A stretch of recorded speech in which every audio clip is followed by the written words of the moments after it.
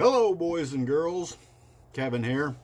Been doing a little thinking about doing a Fixin Wax video. I know people have asked me to do that because I know a lot of you know that I make the Fixin Wax for the SRO, and the actual formula that I use for the SRO Fixin Wax, I'm not going to give you because I promised that formula to them. The original Fixin Wax. Now, a lot of people make what they call Fixin Wax, and basically it's a leather and gear dressing kind of thing like that.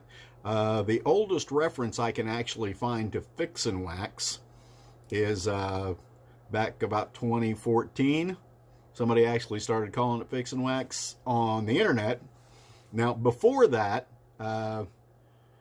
back in early 2012, Jeremy Janey, he was actually the lead instructor at the Pathfinder School at the time.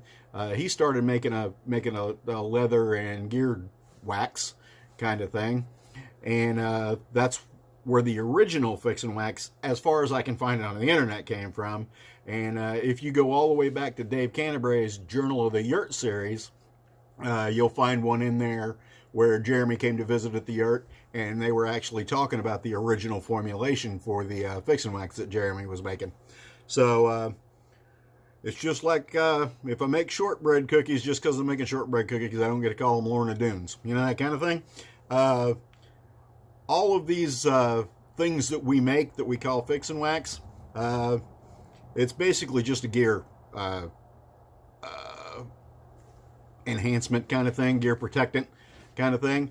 And I'm going to show you just a basic Fixin Wax. The original Fixin Wax was 3 ingredients, as far as I can tell. You know, I'm not omnipresent, so I don't know exactly everything. And like I said, the farthest back I can find it on the internet is Journal of the Yurt series. So, this is what a basic Fixin Wax, the early one, like I said, was 3 ingredients. It was a fat, which was lard at the time.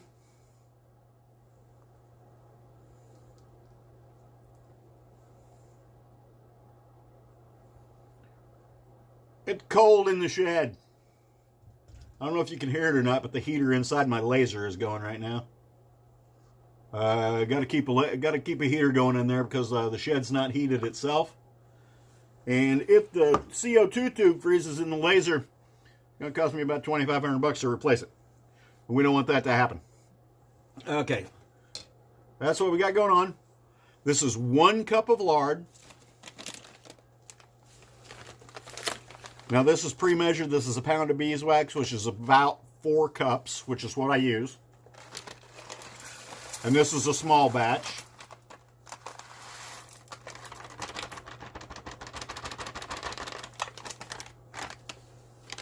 I'm going to turn that on, let it start melting. No, I'm not, because it's really noisy.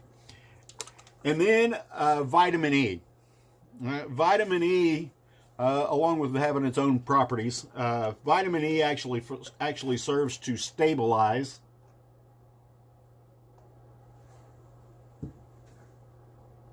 the fat so it doesn't turn rancid.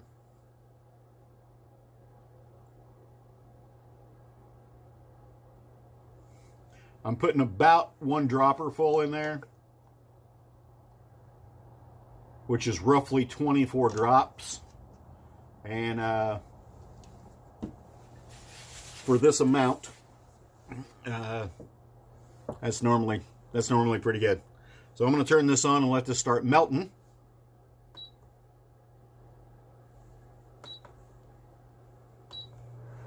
And I'll be back with you after this is melted up.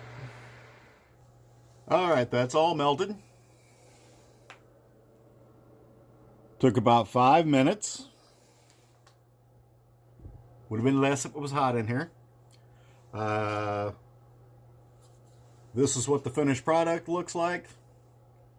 I like to store things in tins. As you know, at SRO, you're getting them in these applicators now, which is handy for the field. It's really easy to apply that way. You can keep it in whatever you want to keep it in. This is very basic Fixin Wax.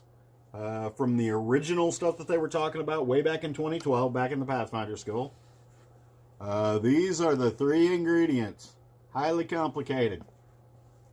Yellow beeswax, You can use white if you really want to. The difference between most beeswax is the amount of filtering. I use pellets because they melt quicker.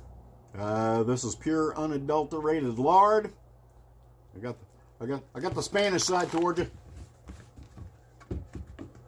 Lard, just plain old lard.